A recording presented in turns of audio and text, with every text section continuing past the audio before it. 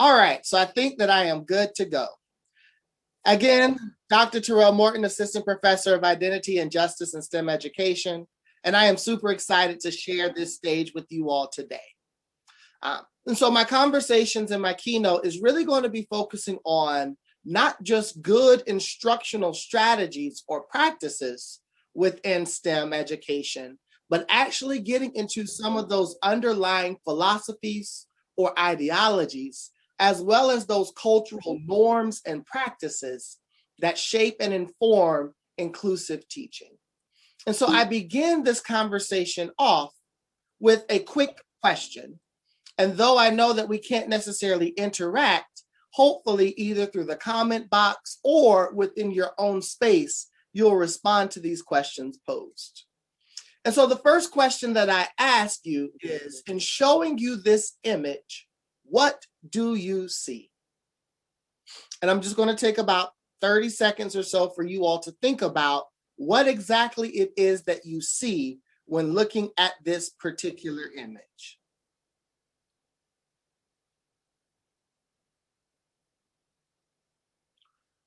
When posing this question, traditionally, the responses that I receive vary from descriptors that describe this individual's identity. I see a woman, I see a white woman, to descriptors that describe this individual's character.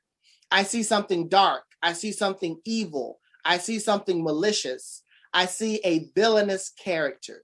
And so for those who may not necessarily be familiar with this character, this is Maleficent from the Disney story Sleeping Beauty. And in the very cartoon version of this story, we are taught to believe that Maleficent is the villain in this story, as she has come to curse the king's daughter and put her under a spell that would require her to sleep.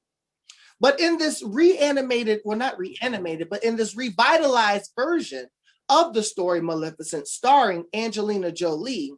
we actually get a glimpse into the background story and history of Maleficent, understanding that as a fairy, the king actually attempted to infiltrate and take over her lands as a way to establish dominance and to determine his power and authority. And so in protecting her people, Maleficent had to take on this persona in which she would then fight for and advocate for those that she loved and those that she wanted to support, casting her then as a villain for the king. But when in all actuality, as that story ends, and not necessarily ruining the story for those who have not seen it, we find out that the king was the true villain, and that Maleficent actually not only fought for her people, but fought to protect Sleeping Beauty.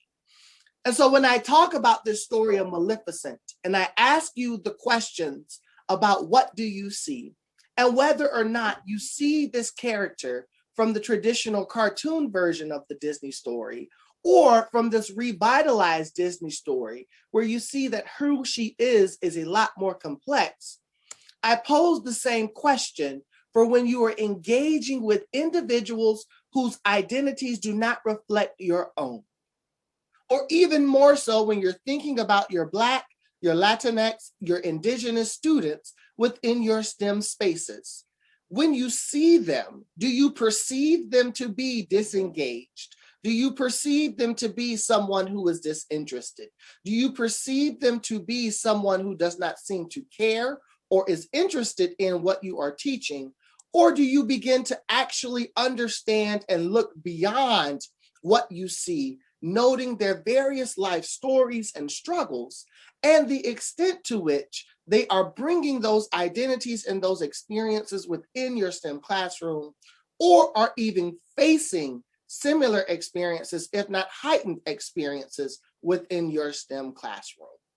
And so I start this conversation off asking about what you see, because when we think about perception, perspective, or positioning, it is informed by our knowledge, our experiences, our beliefs, characteristics, and understandings. It shapes our experiences, relationships, and engagement. It influences our interactions and behaviors, and it then dictates how other people perceive, respond to, or even engage with us. So in essence, when we think about our perception, or when we think of someone else's perception, it is actually a reflection of who you are versus who they are. Or in the flip side, someone else's perception of you is a reflection of who they are versus who you are.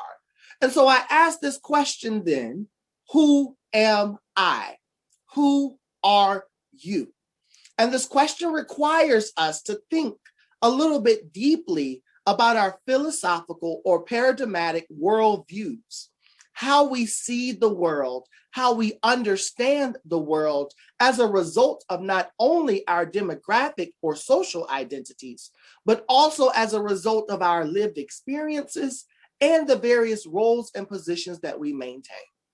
And so if I think about my own positionality, identifying as a scholar activist, I am very intentional to describe not only those social demographic identities that I maintain as a Black cisgender male, growing up with a very strong family background who was socialized in processes of faith and being civil servants and having this love and care almost in an agape style for others that then shaped and informed the various privileges that I am able to retain, given my educational pedigree and experiences, that then inform my exposure and my awareness, what I have learned, who has taught me those various lessons, both directly and indirectly, what I have been able to ascertain through my own navigation in this world, and how that then led to my commitment,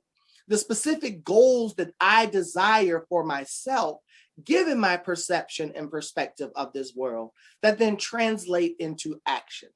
And so I'm very intentional in sharing with you my positionality statement as we enter into this conversation about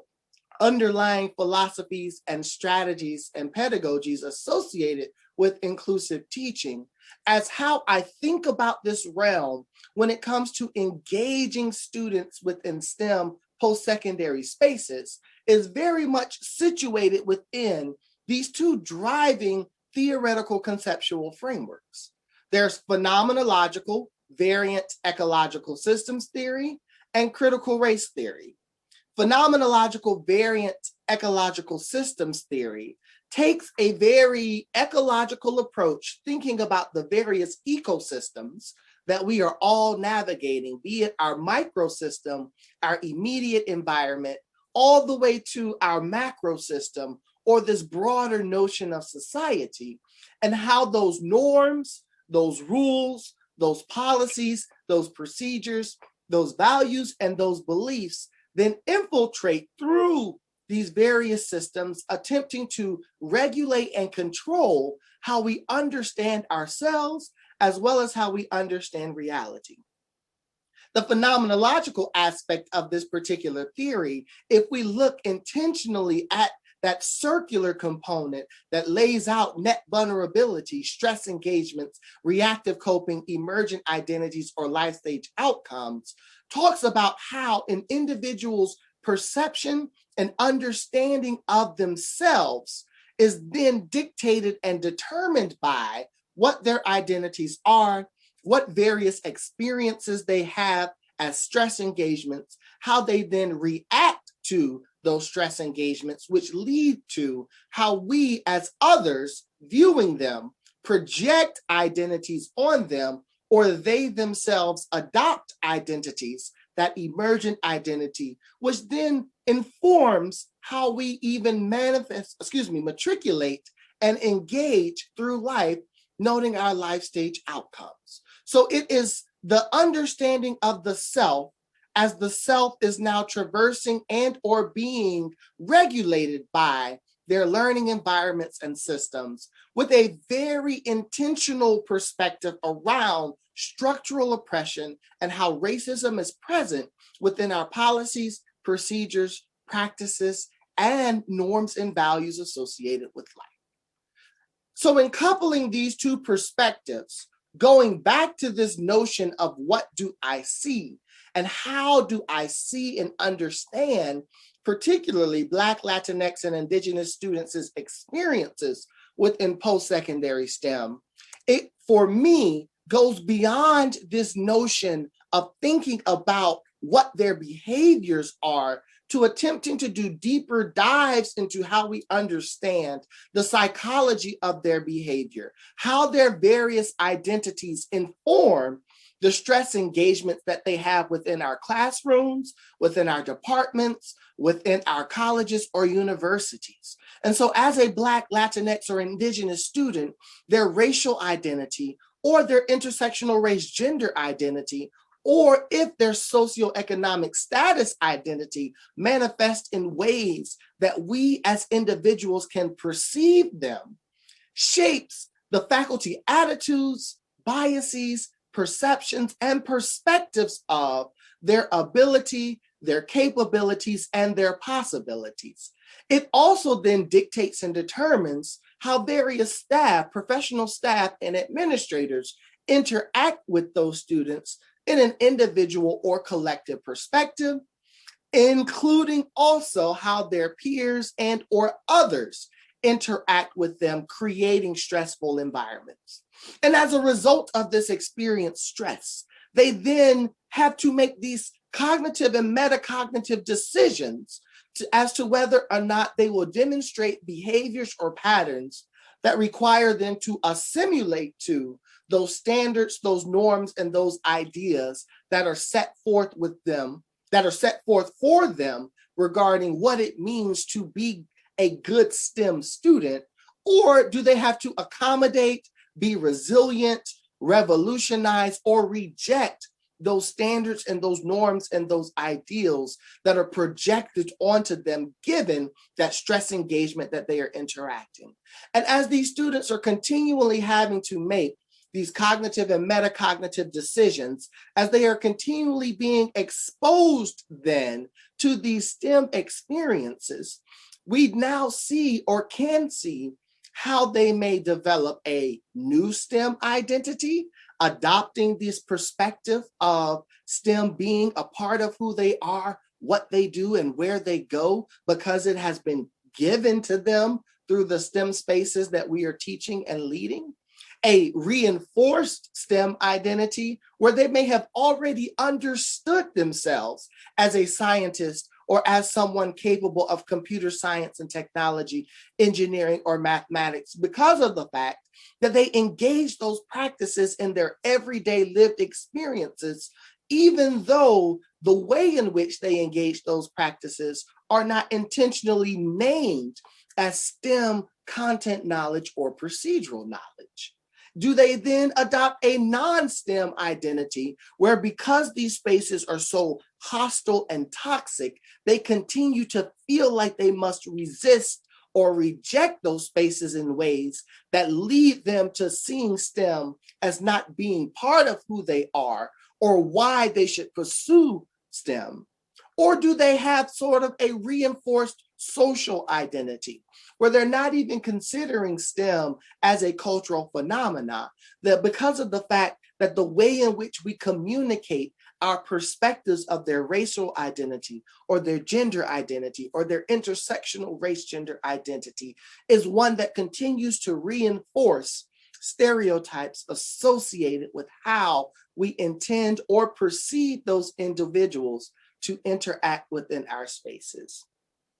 that then lead to their various life stage outcomes, be it STEM retention, STEM degree completion, STEM matriculation, STEM attrition, STEM major departure, or even departing out of our institutional structures, which in and of itself then informs the various stereotypes and biases that we maintain if, for whatever reason, we see that there is this large group of students who are no longer being active in this space. And all of this, again, is nested within this broader ecological structure that maintains norms and values that often position Black and Brown individuals as inferior, that has policies and procedures that render Black and Brown individuals as deficient,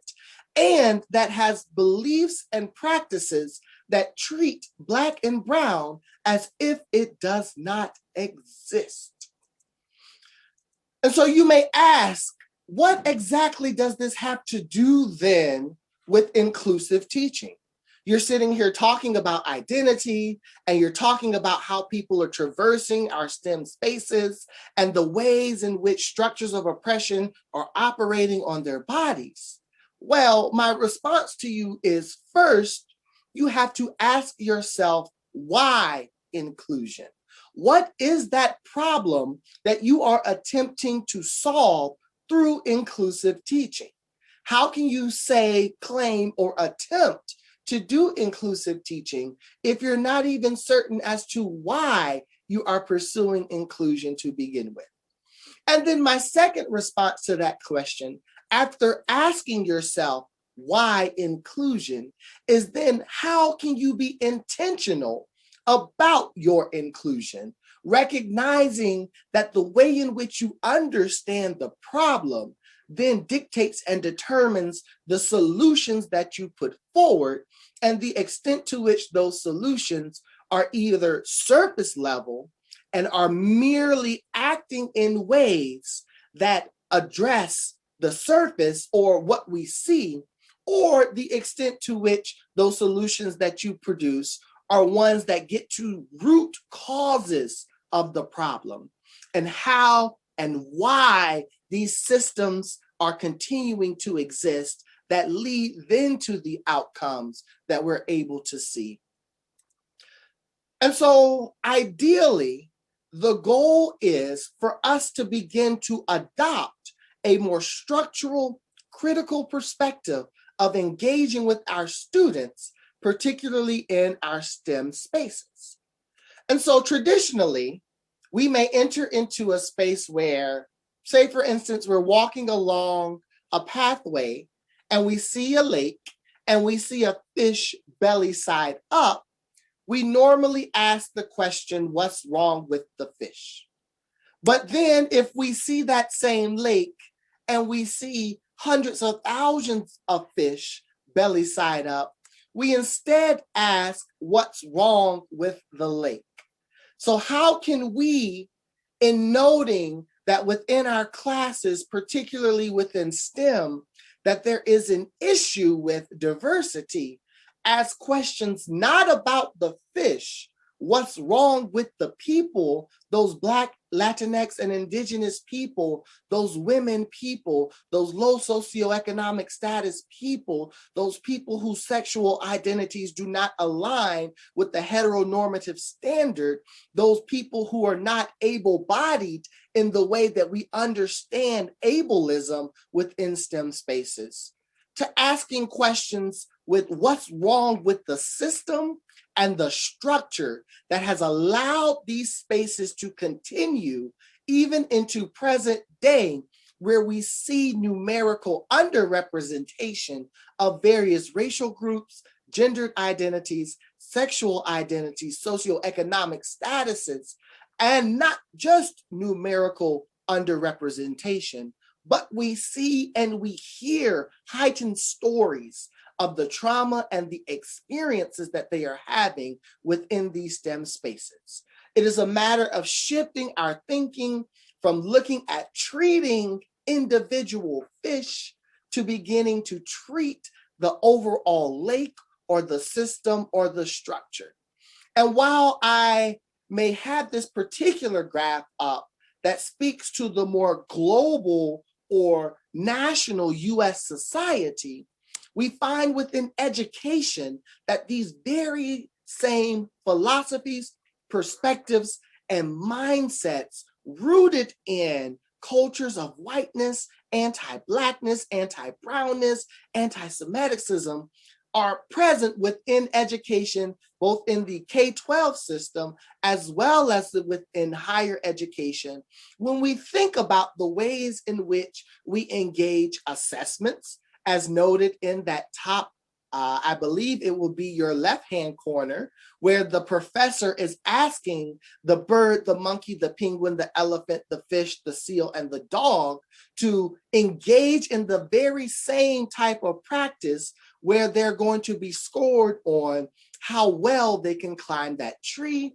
We see it in our colorblind ideologies when we think about the various Supreme Court cases and attacks against enrollment numbers, affirmative action, and other perspectives regarding being able to have equity and or justice, just depending on how you define justice, in our STEM and educational spaces, or even the extent to which we are very monolithic in how we think about racial identities, gender identities, religious identities, sexual identities, and how we begin to go in and address individuals who inhabit these various bodies and perspectives.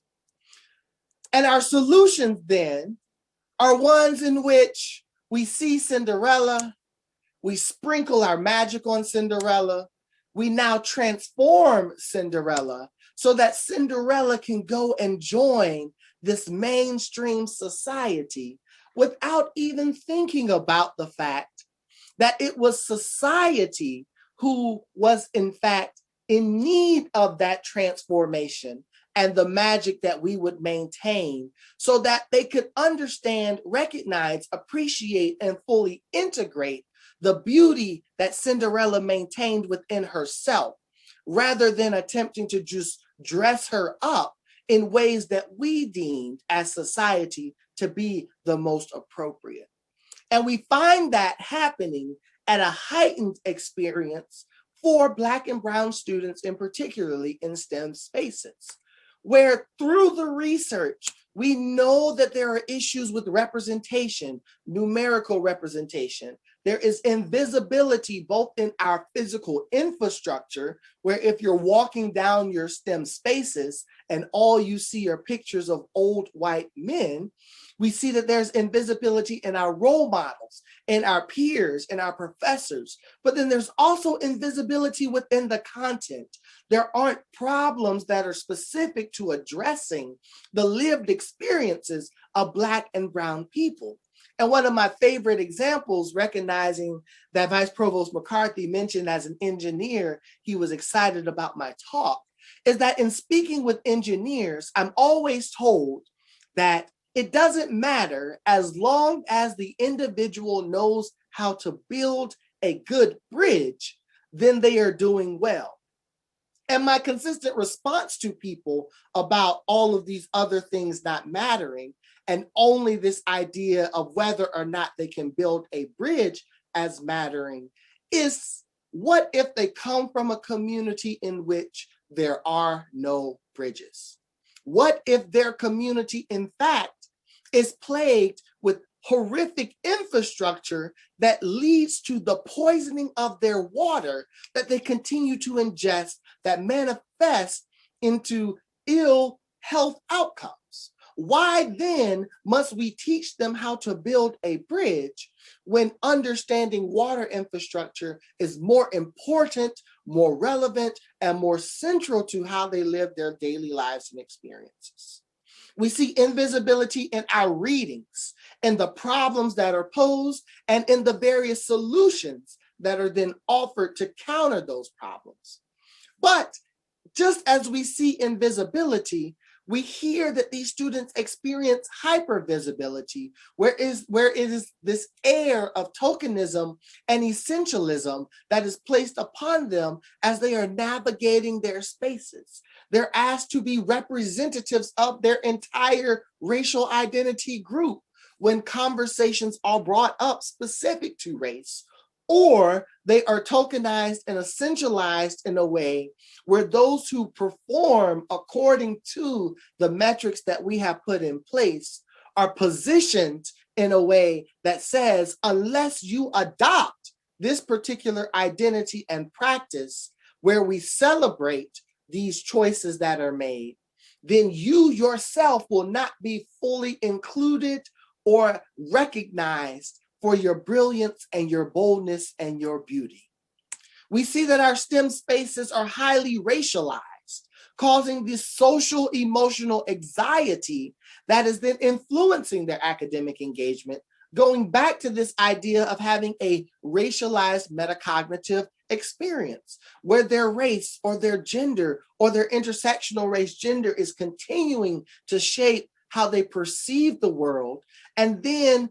shape how they think about the various behaviors that they're supposed to produce in our spaces. We see this oppression resilience dichotomy. Again, identities being socially regulated and juxtaposed to their self-determined perspective of who they are. And we see that there is then constrained accessibility and limitations to their continued success, where we have resources and opportunities that are put behind gatekeeping structures that again promotes this message of developing an identity that fits our idealized standard or norm in order to be recognized as success, but then also to be able to gain the necessary resources for success, such as research experiences, internships, scholarships, or academic support. We find that constrained accessibility is found in our faculty pedagogy and praxis, where in a very community of practice type way, as professors, we're trained to think about the research that we do, but we are not trained to think intentionally about our pedagogical styles or practices. We're just thrown in then into spaces where we are supposed to teach without even having a mindfulness of conceptual frameworks, pedagogical practices, or even lenses for inclusion and diversity and equity that should guide how we engage individuals. And we then see those limitations manifesting in terms of existing efforts that redress the barriers, those structural barriers and challenges that these Black, Brown, and students experience. And so pulling out race or racism then leads to psychological trauma, having to go through racial micro and macroaggressions, having to manage how they understand themselves in these spaces, but then also those social cultural norms that inflict trauma, where these spaces maintain stereotypes, privileging and favoring assimilation and acculturation over being able to stay true to who you are and how you understand yourself, where our spaces value and communicate individualism and competition over collaboration and communalism, where we purport these very Western Eurocentric perspectives of science and scientific practice rather than embracing Eastern, Afrocentric, or even indigenous ways of understanding the natural world and engaging life, and practices that then promote alienation and isolation because of this hypervisibility, invisibility structure. So structurally that manifests as tokenism, essentialism, or even this idea of meritocracy, not meritocracy where we're judging people based off of their merit, but meritocracy where we're making decisions, outcomes, and notions and benchmarks for success that reflect the identities, the values, and the practices that we maintain, noting that we can fluctuate how we engage different policies and procedures in order to continue to maintain this robust mindset that we have in our spaces. So what does this all have to do with me? You might ask, going back to this idea of why inclusion and how inclusion. Well, why inclusion gets to this notion of those structural systemic barriers that are constraining access and engagement in ways that manifest through our biases, our stereotypes, and our collective engagements. But then the how inclusion is leading us to think about adopting ideological perspectives that can help us understand structurally what inclusion is and how we engage it. So do we situate our inclusive teaching practices within a critical race theory framework where we are very intentional to design content, curriculum, instructional strategies, and assessments that intentionally address those racist policies and practices that constrain access, engagement, understanding, and authority?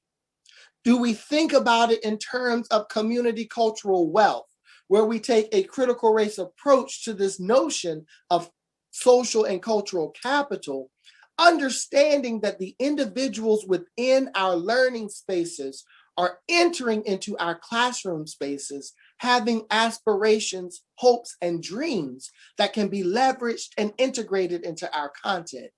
that have social capital as a result of the various communities that they have been part of that can be integrated into our content,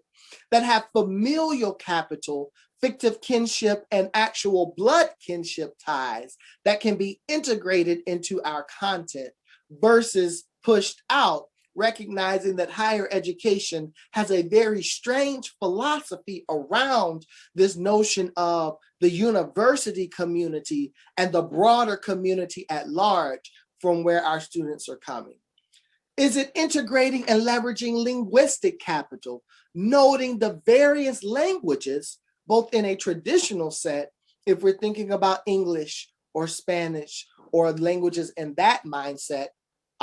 or other languages such as code switching that students is engaged that can be intentionally centered within our content and our curriculum.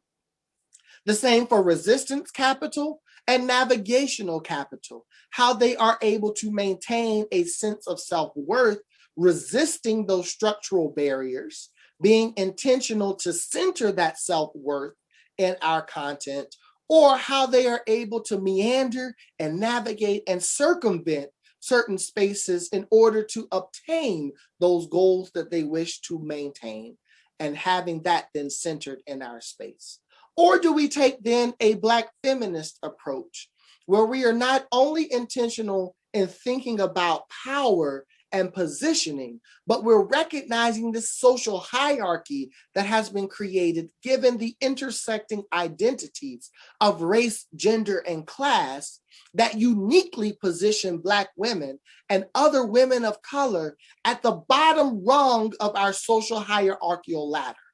And it is because that they are in this unique position that they are able to maintain a more accurate notion of truth and reality, given the fact that they have to not only contend with their experiences, but they have to be knowledgeable of and contending with the experiences of others. Integrating that perspective, looking to Black women and other women of color with regards to aspects of truth and reality, and centering that perspective in our content and pedagogy, decentering and deconstructing ideas, perspectives, and notions of reality, content, scientific practice, or STEM practices that favor and privilege then those identities that are antithetical to that intersectional race, gender, and class perspective.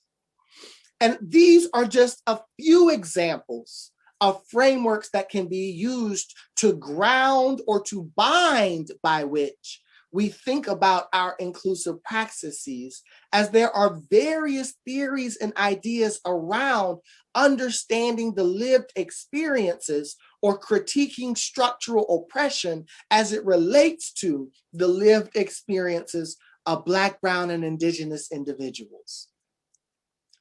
Taking those ideologies and coupling them then with intentional practices, thinking about this notion of a universal design for learning, the switch to virtual or remote instruction created both opportunities and barriers for learning, as wearing masks may impede the actual learning processes for those who depend upon being able to read facial expressions. Not having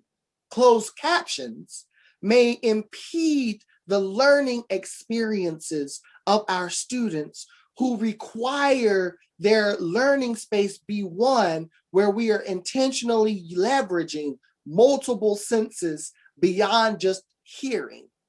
Having culturally relevant or culturally responsive teaching practices. Understanding, one of my favorite things is that we don't intend to that social political concept of culturally relevant pedagogy, or this idea that in order for us to be culturally responsive, we have to actually intentionally engage those communities that we are looking to respond to. We often find people saying culturally relevant, but only attending to the aspects of culturally relevant pedagogy that don't require us to interrogate power structures. And we often hear people say culturally responsive without requiring them to intentionally decenter their perspectives and their identities by then looking to engaging and learning from those cultures and communities that they are attempting to teach. Or even this concept of warm demander pedagogy, where in taking a very culturally responsive approach, you are intentional in creating a loving and caring learning environment that help pushes people by operating almost at that zone of proximal development that Vygotsky talks about in this social learning space. Centering your content and your teaching and your practices right at the cusp of learning so that there is growth, but centering it in ways where you are tending to the social, emotional component of learning that is taking place. So overall,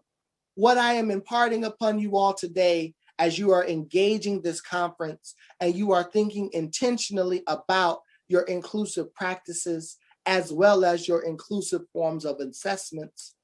is that who you are,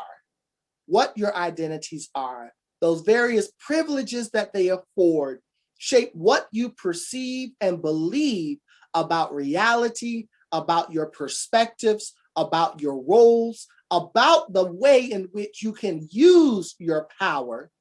and why, which then should inform how you are thinking about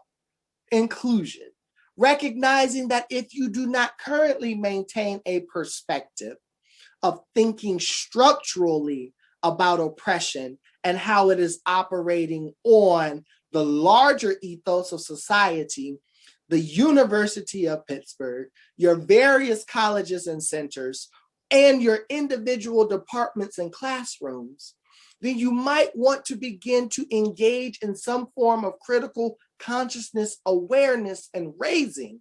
to see that it is way more complicated and way more deeper than just looking at how a person engages or responds to you and your perspectives, which then can help you determine which theoretical conceptual ideologies you will leverage and which inclusive practices you will engage as you develop various instructional strategies.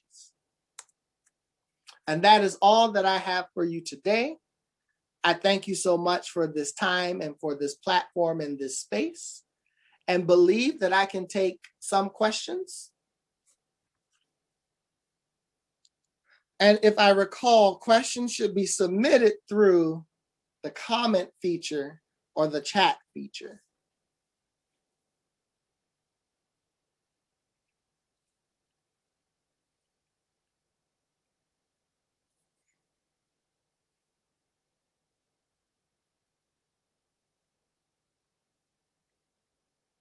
So I tell my students all the time that I count to 10.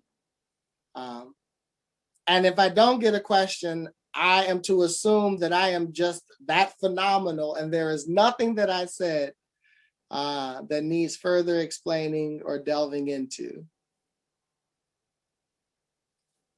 I appreciate the comments.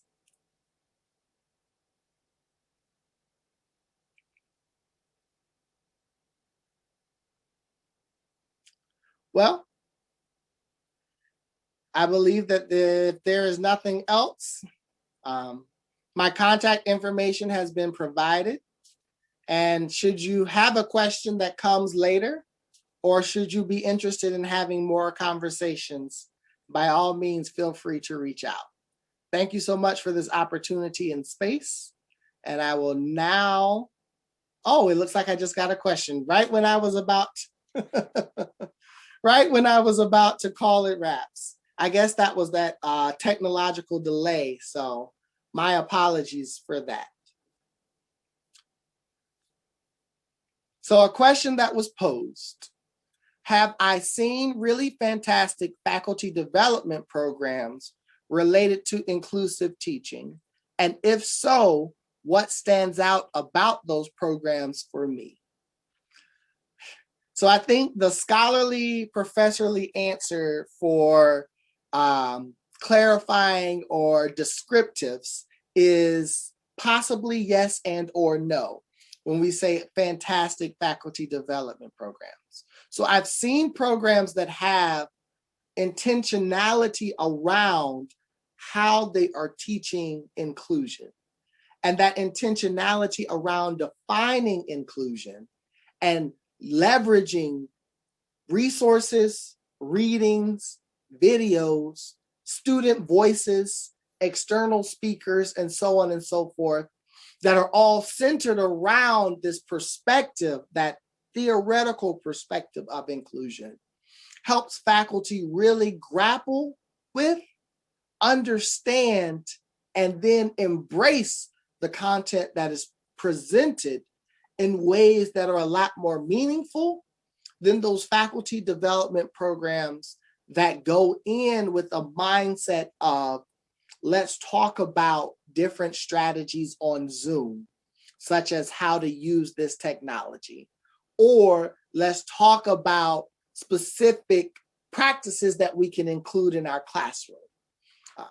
Now, that is not to say that those specific practices are not worthwhile information, because they are. And I even have colleagues who have been engaged practices in sort of these large lecture STEM classes, where in creating small groups,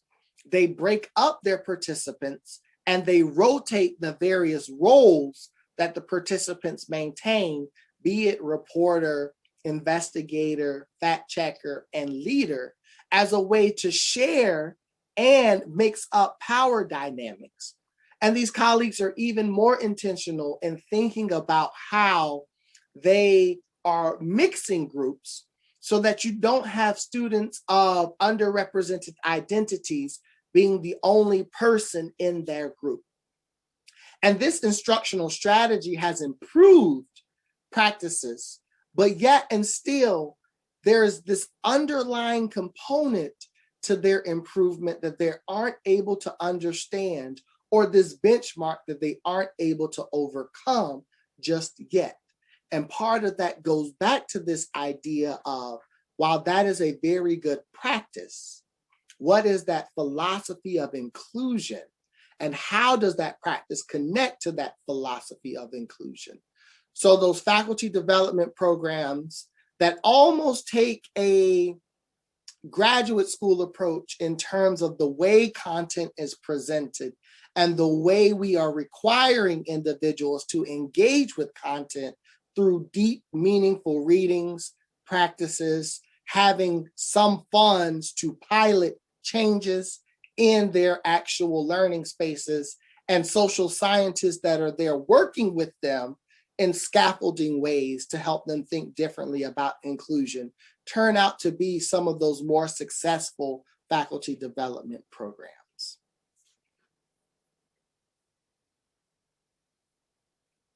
How do we reach the STEM faculty? So one of the things that critical race theory talks about is this idea of interest convergence. And it is the fact that power will not invest in structures that do not maintain power unless it has something to gain from it.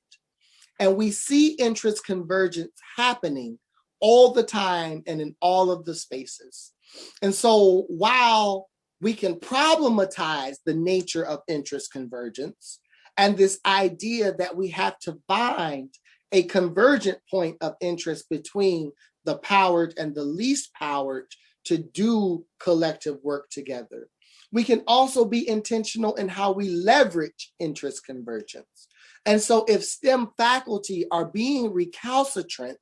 regarding their decisions to be inclusive in their teaching, it is then having conversations about possible detrimental impacts that it may have on their own individual professional development and engaging, which then requires conversations around tenure and promotion processes. It could be having conversations around their own social emotional well-being and the extent to which they are having to navigate these spaces where they may feel they are being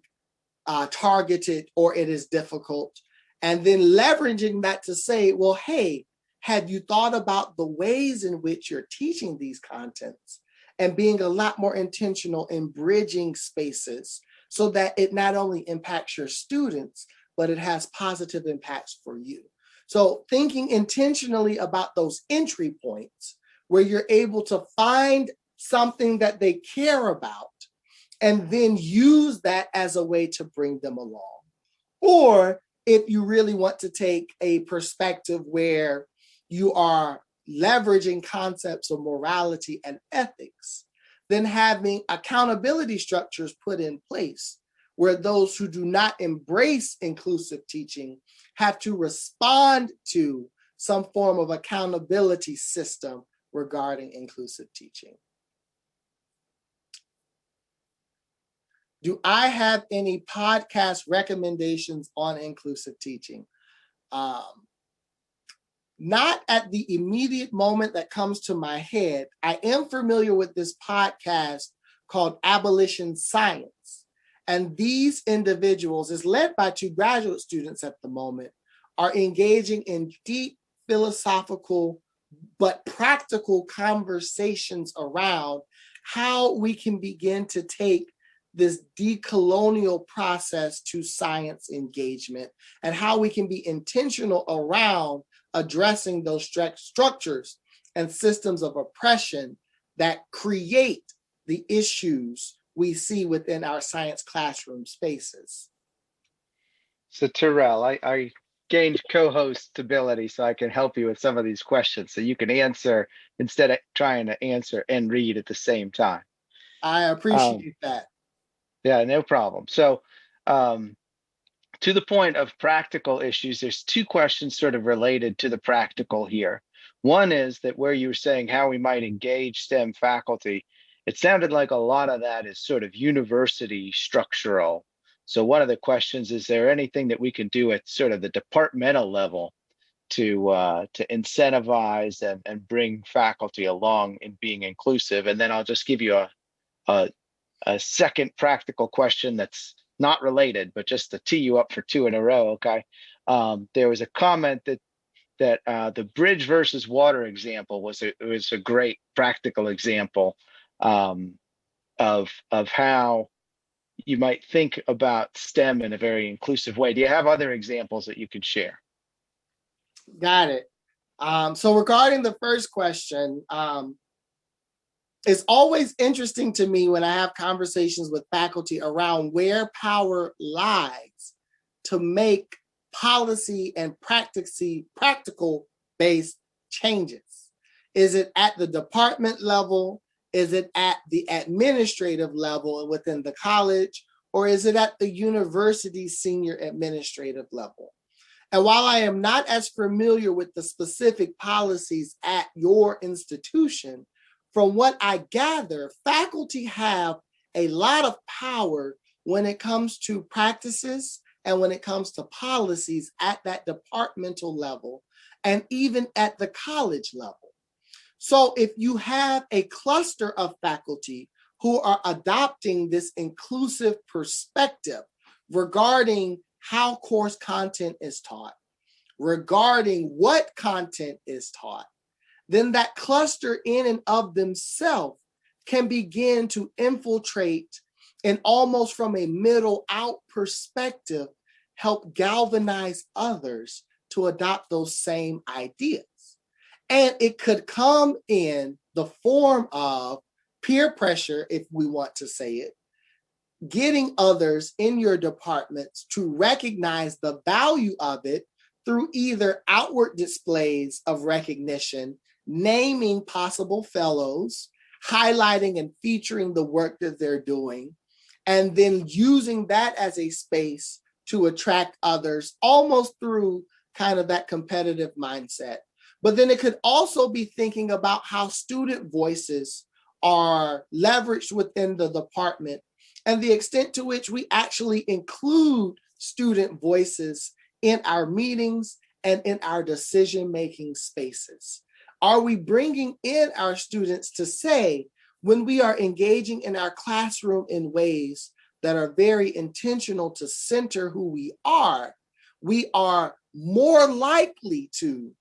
be successful, be responsive, be attentive, and contribute to then those metrics and norms that departments look to regarding DFW rates and retention and matriculation. So it's thinking intentionally about how you're leveraging student voices at the same time at the department level that can also help bring change. Change has to be a top-down, bottom-up, middle-out perspective. Otherwise, the entire system and culture in and of itself will not change.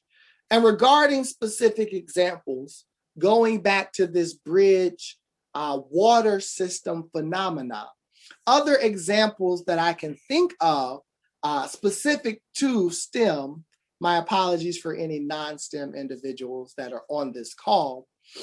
is how do we think about in, say, for instance, cancer biology, conversations intentionally designed around the life and story of Henrietta Lacks, and how we not only understand sort of the cellular structure of her form of cancer and how then her cells were used to generate a sort of cancer enterprise, but then we get into deep conversations about ethics when it comes to scientific research and practice that help students then think more deeply and critically about the content that they are engaging with and why. Similarly, when we actually ask students why they're going into STEM majors, particularly Black and Brown students, there is this sort of social agency equity ethic, as Dr. Ebony McGee describes it, that drives their decision makings. So how can we be intentional in thinking about making our content more practical and less abstract? In the learning sciences and in education, we talk about this idea of project-based learning, where we identify something that could be community situated, like the water system, or like poor infrastructure when it comes to food deserts and access to high quality nutrition, or possibly other conversations that relate to more of that health biomedical component of life, COVID-19 even, and the differential impact that it is having on Black and Brown communities because of various infrastructural issues. And then leveraging that almost like an anchor phenomenon to then get into the specific science or technological aspects or engineering aspects or mathematical principles and philosophies that relate to addressing that community situated specific problem.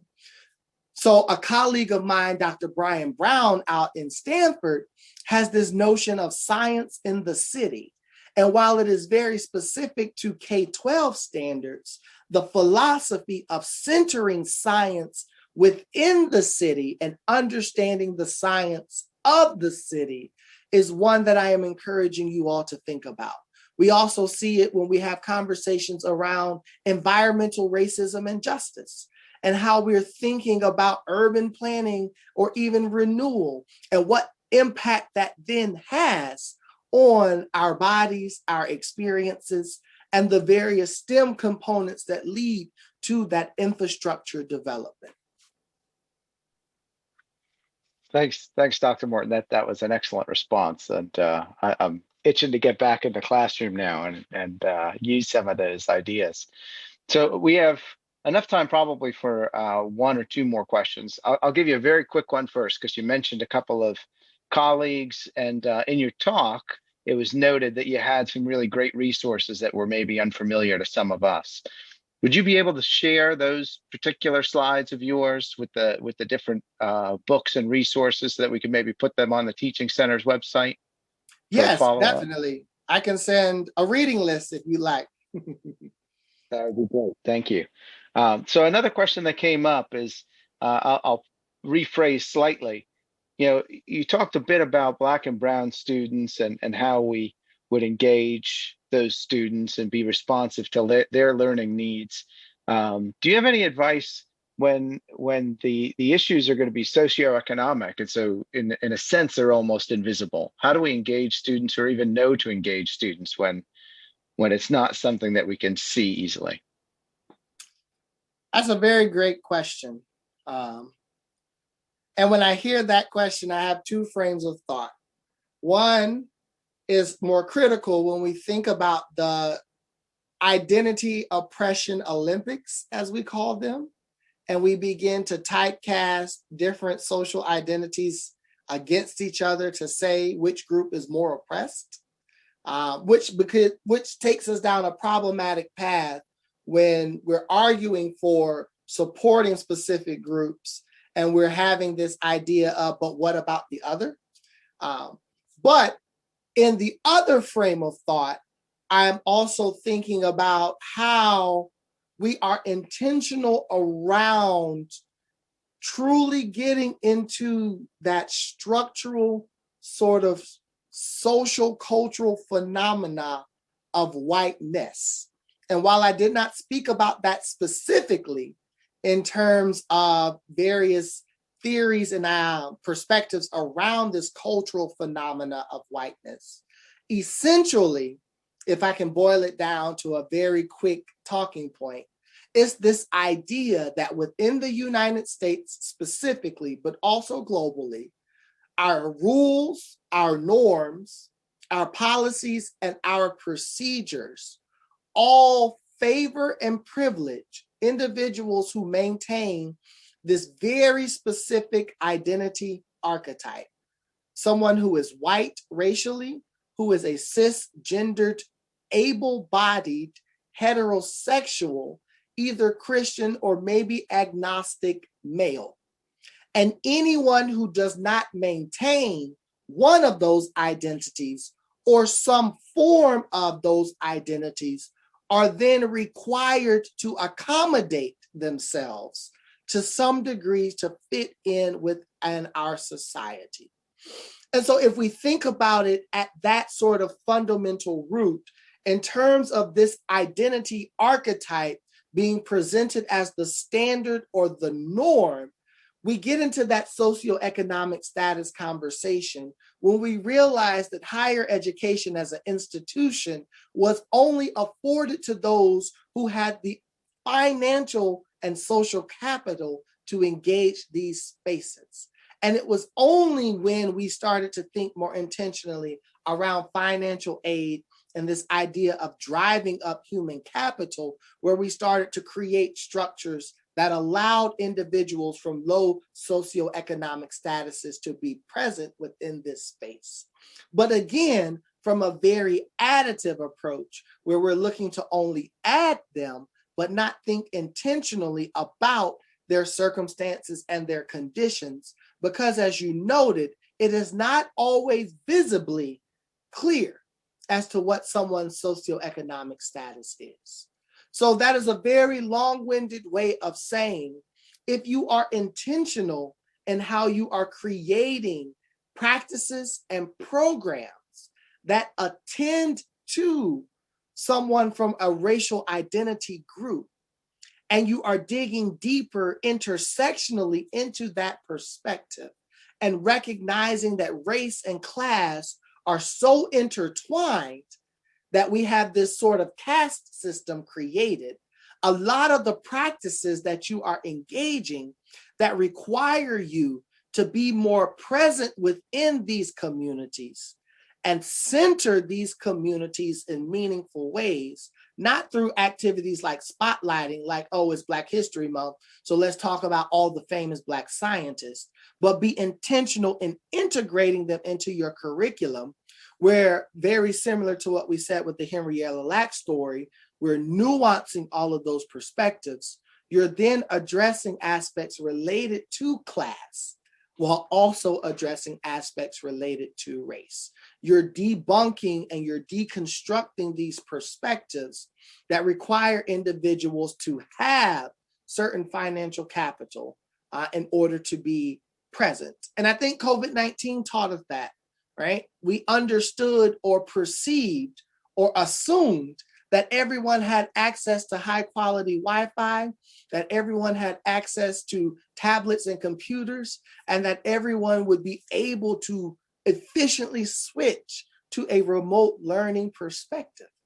And in learning that that was not the case, now our institutions are having to think differently about access and equity. So it is debunking that perspective around that identity archetype and being intentional in perspectives and practices that center voices who are and have been marginalized because of their identities. Thank you, sir. I think the last question that I see in the chat here, you mentioned developing curriculum, and that's what this one's focused on. How do you recommend developing curriculum with student input for inclusive practice when most criteria for curriculum development is delivered top down by accreditation bodies, for example? That's great question. Sorry, I was gonna say great comment, but great question.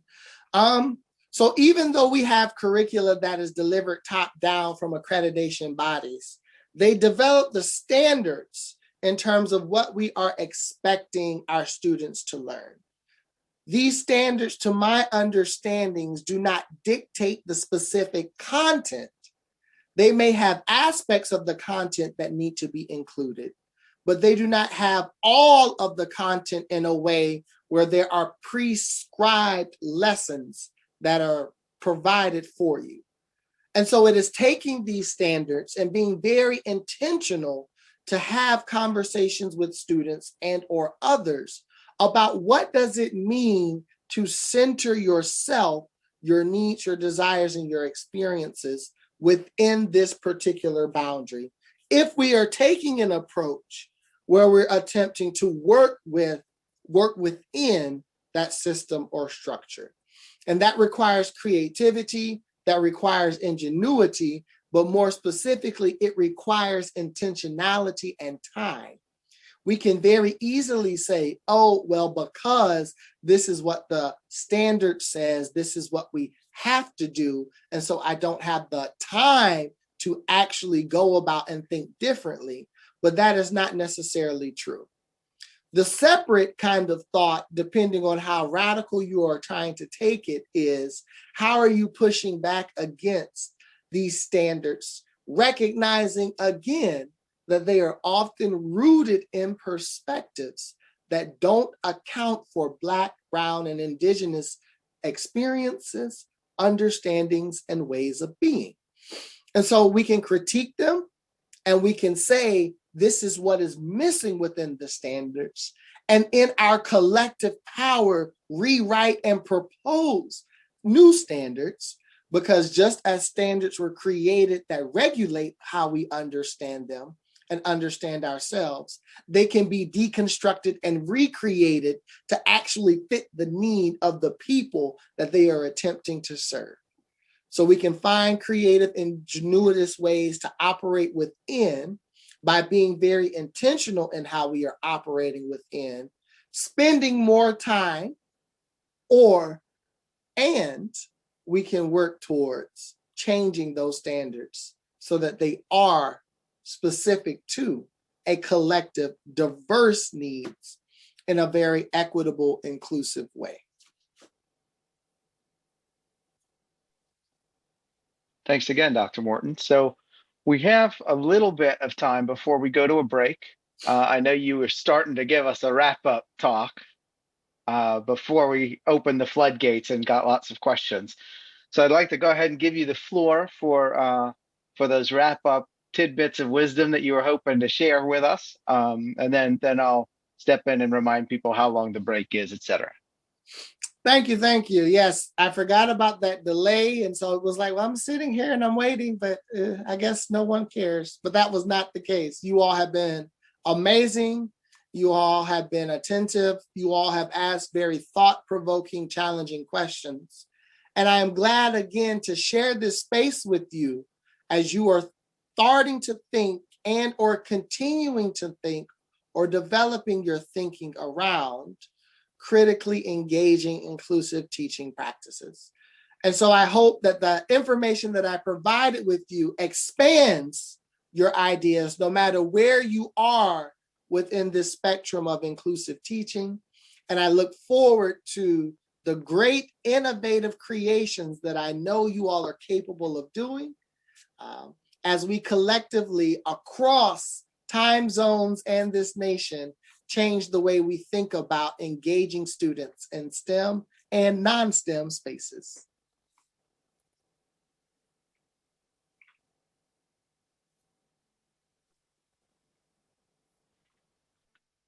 Well, thank you again, Dr. Morton. As I alluded to in my opening remarks, I was very excited about this talk, and you certainly delivered. We do have a lot of comments in the chat. It's the typing equivalent of a vigorous round of applause, I believe.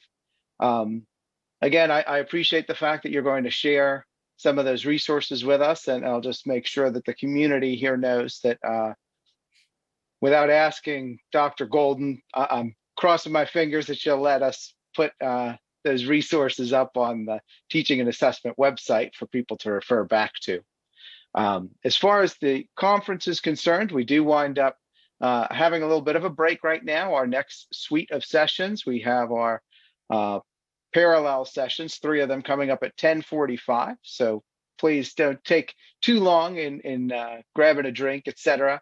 But again, we want to thank Dr. Morton for an excellent talk.